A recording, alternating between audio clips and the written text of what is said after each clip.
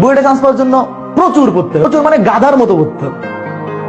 আমি যখন অ্যাডমিশন সিজনে লাস্ট 3 মাস তখন গাধার মতো পড়ছি। গাধার মতো কিরকম পড়ছি আমি বলি, মানে আমি কিন্তু এভারেজ স্টুডেন্ট, আমার দেখলেও তোমরা বুঝো আমি যে এভারেজ স্টুডেন্ট, আমি এক্সট্রাঅর্ডিনারি মানুষ না, এটা তো মানুষ দেখলেই বোঝা যায়। আমার ক্লাস করে তো তুমি বুঝো আমি যে মিডিয়াম ক্যাটাগরি স্টুডেন্ট, এটা তো দেখলেই বোঝা যায়। তো আমি অ্যাডমিশন টাইমে মানে ধরো এসএসসি লাইফে কিরকম হইতো, এসএসসি লাইফে হচ্ছে বাপ সামনে বসে আছে, মা দেখতেছে, আমিও পড়তেছি, বাপ চলে গেছে, আমি পড়া শেষ।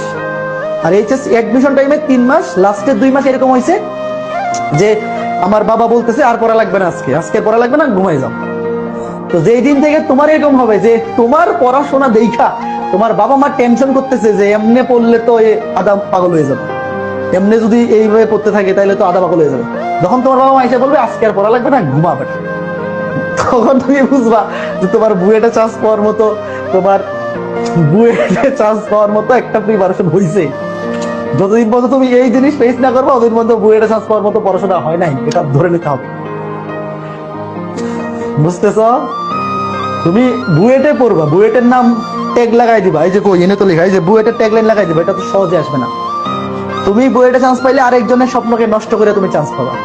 বুয়েটে চান্স পাওয়ার স্বপ্ন সারা বাংলাদেশে মিনিমাম 10,000 স্টুডেন্ট দেখে, মিনিমাম 10,000 স্টুডেন্ট দেখে, চান্স পাবে 1200। তার মানে তুমি বাকি 8,800 মানুষের স্বপ্নকে নষ্ট করে ওখানে ঢুকবা, তোমার জন্য আরো অনেক মানুষের স্বপ্ন নষ্ট হয়ে যাবে, তার সারা জীবনের চাওয়া পাওয়া তুমি নষ্ট করে ওখানে ঢুকবা। কাজেই ওখানে ঢুকার জন্য ওই লেভেলে পরিশ্রম করতে হবে। সৃষ্টিকর্তা যদি দেখে তুমি ওই লেভেলের পরিশ্রম করতেছো তাইলেই তোমার ওখানে ঢুকাবে, নাহলে তোমার ঢুকাবে না। আন্দাজি না পইরা সারাদিন ঘোরাঘুরি করে কেউ বুয়েটে চান্স পায় না। যে বুয়েটে ফার্স্ট হয় সেও যদি গড গিফটেড ট্যালেন্ট হয় তাও সে ওই লেভেলে পরিশ্রম করে চান্স পায়। কাজেই তুমি 8,800 মানুষের স্বপ্নকে নষ্ট করে যে সিটটা তুমি পাবা, অবশ্যই তুমি যদি ওই লেভেলের পরিশ্রমী না হও, সৃষ্টিকর্তাও চাইবে না যে একটা অপরিশ্রমী মানুষ এখানে ঢুকে যাক, তাই না?